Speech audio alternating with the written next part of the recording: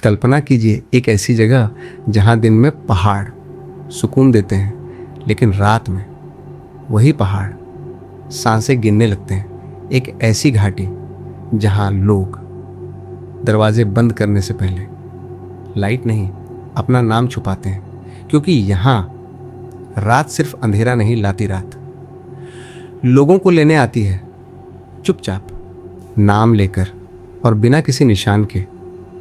ये जगह है कश्मीर वैली। कश्मीर की शामें खूबसूरत होती हैं। सूरज जब पहाड़ों के पीछे छुपता है तो आसमान नारंगी से नीला हो जाता है, लेकिन जैसे ही अंधेरा गहराता है लोगों की आवाज़ें धीमी हो जाती हैं, दुकानें जल्दी बंद होती हैं, खिड़कियाँ बिना वजह बंद की जाती हैं। यहाँ रात से डर नहीं लगता, यहाँ डर लगता है उस आवाज़ से जो रात में आती है। ये कहानी किसी एक दिन की नहीं है, ये उन रातों की कहानी है जो वापस नहीं जाती। सन 1990 के बाद कश्मीर घाटी में कुछ अजीब होने लगा। लोग दिन में दिखते थे, शाम को भी, लेकिन सुबह वे घरों में नहीं होते थे। दरवाजे खुले, चाय ठंडी, जूते अब भी बाहर, जैसे कोई बस अभी आता हूं कहकर गया हूं। शोपियां के पास एक छोटा सा गांव, वहां रहता था अब्दुल राशिद। उम्र ज्यादा नहीं, कोई दुश्मन नहीं, कोई जुर्म नहीं। उस रात करीब 2 बजे उसके दरवाजे पर हल्की सी दस्तक हुई, इतनी हल्की कि अगर घर की बूढ़ी माँ जागी न होती तो शायद किसी को पता भी न चलता। माँ ने पूछा, कौन है? बाहर से शांत आवाज आई, राशिद बस 2 सवाल हैं। उस आवाज में गुस्सा नहीं था, डर नहीं था, जल्दी नहीं थी, बस अजीब सी पहचान थी, जैसे वो आवाज उसे जानती हो। राशिद ने जैकेट पहनी, जूते बांधे। माँ ने कहा, सुबह चले जाना। राशिद मुस्कुराया, अम्मी 5 मिनट। उसने दरवाज़ा खोला। बाहर 3 परछाइयाँ थीं, चेहरे साफ नहीं दिखे। 5 मिनट बीते, 10 मिनट, 1 घंटा, राशिद नहीं लौटा। सुबह हुई, दरवाज़ा खुला था, घर वैसा ही था, लेकिन राशिद नहीं था। पुलिस आई, पूछताछ हुई, कोई जवाब नहीं। गांव ने कहा, पहली बार हुआ है, लेकिन वे गलत थे। कुछ ही हफ्तों में एक और नाम जुड़ गया, फिर एक और, हर बार एक जैसी कहानी। रात, नाम लेकर बुलाना, बस पूछताछ, और फिर खामोशी। कोई चीख नहीं, कोई खून नहीं, गिन रही हो। सबसे डरावनी बात यह नहीं थी कि लोग गायब हो रहे थे, सबसे डरावनी बात यह थी कि लोग विरोध नहीं कर रहे थे, वे खुद चलकर जा रहे थे, जैसे उन्हें पहले से पता हो कि मना करने से कुछ नहीं बदलेगा।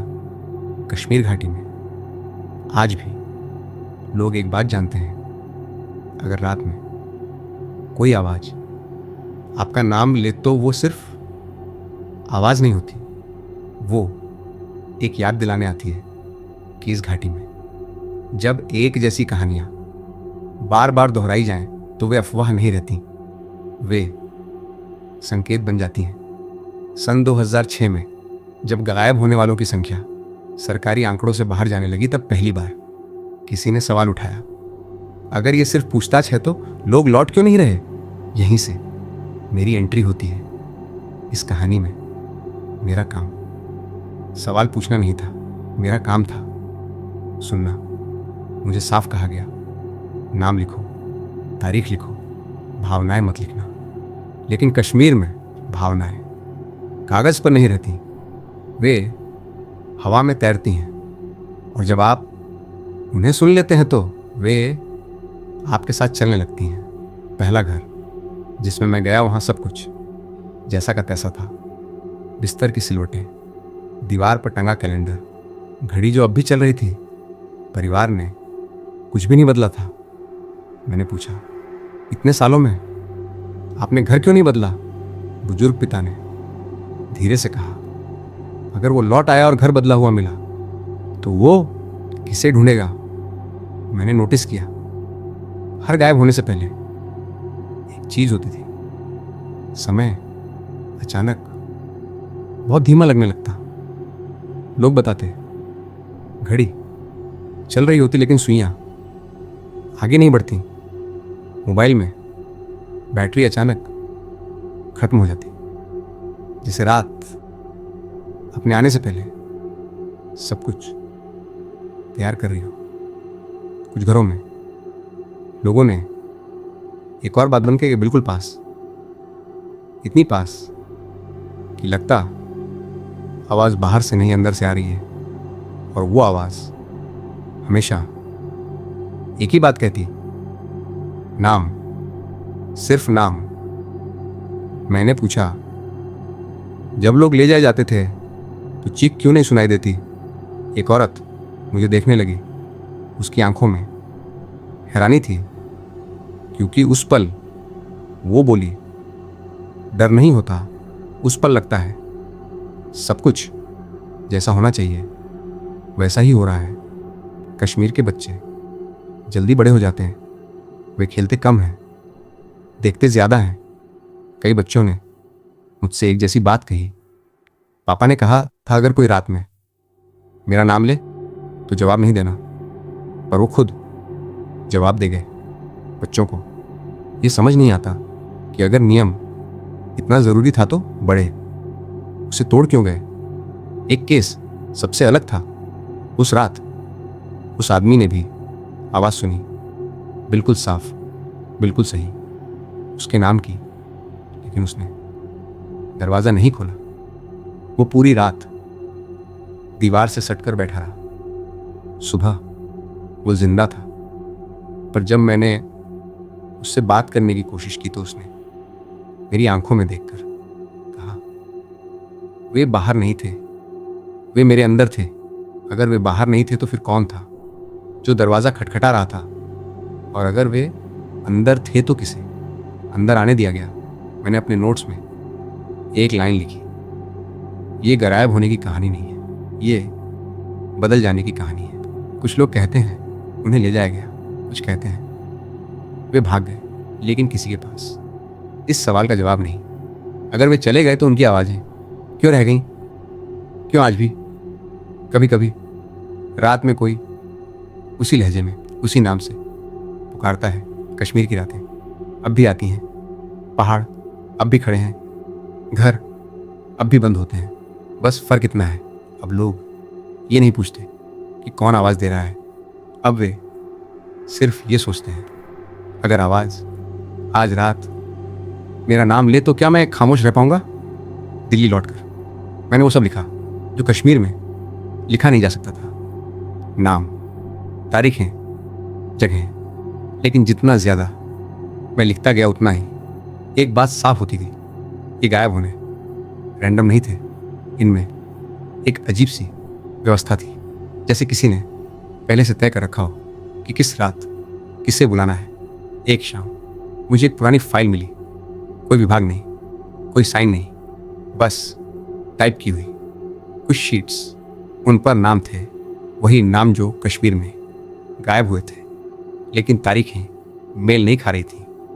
फाइल के हिसाब से वे लोग गायब होने से कई दिन पहले ही हाजिर दिखाए गए थे, जैसे सिस्टम में वे पहले ही मौजूद हों। एक कॉलम का नाम था स्थिति। ज़्यादातर नामों के सामने एक ही शब्द लिखा था, स्थानांतरित। मैं देर तक उस शब्द को देखता रहा। स्थानांतरित, गिरफ्तार नहीं, मृत नहीं, लापता नहीं, स्थानांतरित, जैसे इंसान नहीं कोई चीज़ हो।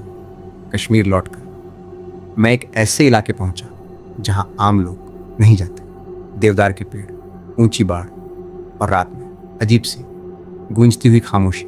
गांव वाले उस जगह का नाम नहीं लेते, वे बस कहते वहाँ आवाज़ें सीखती हैं। एक रात बुजुर्ग चौकीदार मेरे पास आया, धीरे बोला, साहब आप कागज़ ढूंढ रहे हैं, लेकिन सच कागज़ में नहीं। मैंने पूछा तो कहाँ है? उसने अपने कान की तरफ इशारा किया। यहाँ कुछ आवाज़ें इतनी बार सुनी जाती हैं कि वे अपनी लगने लगती हैं। मुझे समझ आने लगा, ये सिर्फ लोगों को उठाने की कहानी नहीं है, ये लोगों को तोड़ने की कहानी है। रात, पूछताछ, अलगाव, इतना लंबा, इतना गहरा कि इंसान अपनी पहचान भूल जाए, और जब वो अपनी पहचान भूल जाए तो उसकी आवाज किसी और की हो सकती है। कुछ लोग सालों बाद लौटे, जिंदा, चलते हुए, लेकिन उनमें कुछ गायब था। डर नहीं, गुस्सा नहीं, बस खालीपन। वे बोलते थे लेकिन ऐसे जैसे शब्द पहली बार सीख रहे हो। और सबसे अजीब बात, वे रात में ज्यादा जागते थे।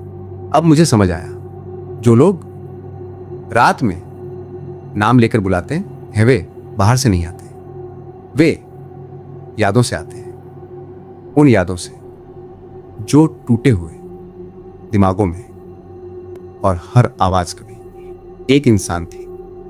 एक रात होटल के कमरे में मैं जाग रहा था, बाहर बर्फ गिर रही थी।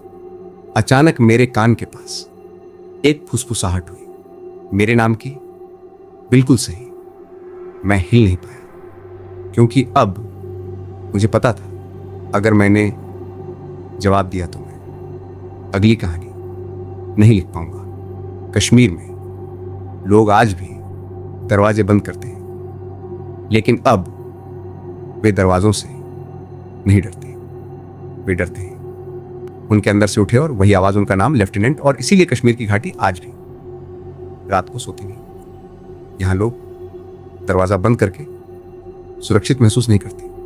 वे सुरक्षित तब महसूस करते हैं जब उनके भीतर पूरी खामोशी होती है, क्योंकि इस घाटी में रात को जो आवाज आपका नाम लेती है और बाहर खड़ा कोई नहीं होता, वो आपकी ही यादों से निकली एक परछाई होती है, उन लोगों की जो कभी इस घाटी में आपकी तरह जिए थे और अब सिर्फ आवाज बनकर दूसरों को बुलाते हैं। इसलिए अगर आज रात अंधेरे में कोई बिल्कुल सही लहजे में आपका नाम ले तो याद रखिए, बचने का एक ही तरीका है, जवाब मत दीजिए, क्योंकि इस घाटी में जो जवाब देता है वो इंसान नहीं रहता, वो अगली रात किसी और का नाम लेने लगता है।